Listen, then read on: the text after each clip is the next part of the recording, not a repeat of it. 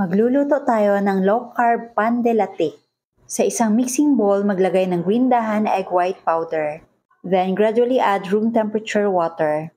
Huwag po biglain ang paglagay ng tubig para maiwasang magbuo-buo yung egg white powder. Then set aside. Sa isang separate na mixing bowl, maglagay ng green dahan almond flour, psyllium husk powder, golden monk fruit erythritol blend, baking powder, sea salt. Pagkatapos, haluin ng maigi. Ang list of ingredients sa ilalagay ko sa last part ng video na ito. At ngayon, maglalagay tayo ng egg, green dahan, coconut cider vinegar, or kahit anong vinegar na available sa inyo. Then add melted butter at yung egg white powder mixture.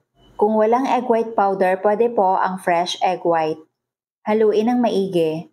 Then gradually add hot water. If you love this recipe, please like and share and follow me for more low-carb recipes and health tips. Ngayon, rest po muna natin ito for about 30 minutes. Habang naghihintay, gagawa po muna tayo ng latte. Lutuin lang po natin ito over medium-high heat. Kailangan ma-achieve po natin ang soft and golden brown color. Huwag niyo pong gawing tostado kasi pangit po ito gawing filling.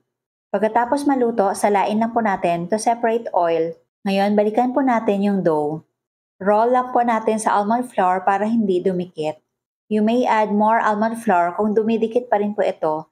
At divide natin yung dough depende kung gaano kalaki or gaano kaliit ang gusto nyo. At ngayon, maglalagay na po tayo ng filling. Ilagay lang po sa palad, then spread. Pagkatapos, ilagay yung latik filling.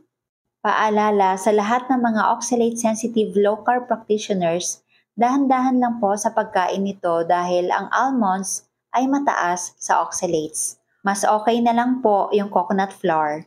Pero reminder, low-carb goodies and sweets are not recommended for daily consumption.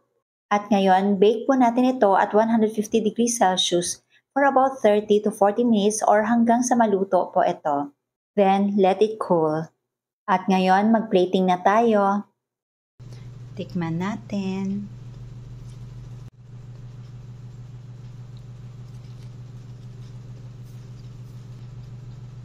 Ang sarap. Lalo at favorite ko talaga yung latik. You must try this.